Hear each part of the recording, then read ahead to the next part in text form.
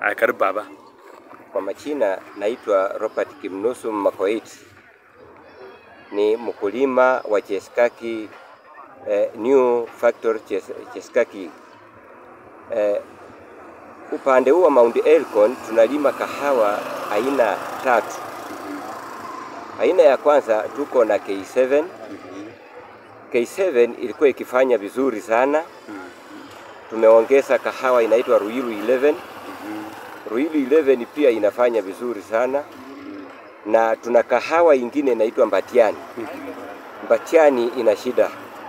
Wakati ya kiangazi hiyo kahawa huwa inachomeka. Na tena kwa shamba ni mti unakuwa kama miti ya nguzo za miti mbao. Hiyo naye si haitufurahishi sana. Lakini sasa kahawa ile tunajua inaweza kutufanyia vizuri ni Ruiru 11 na hii kahawa K7. Sisi kama wakulima tukilalamika juu ya wizi wa kahawa.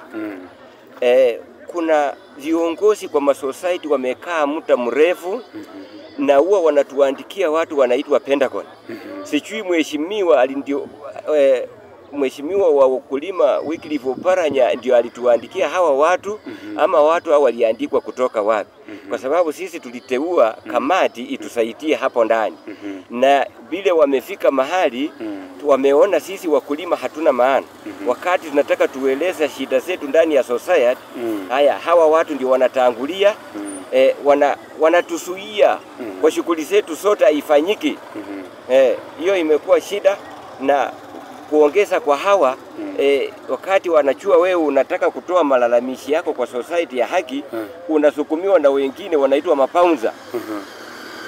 Alafu hii mkutano ikifanyiwa Pentagon wakati wamepitiza pengine wapitize wale wa makamati ati tatu tena.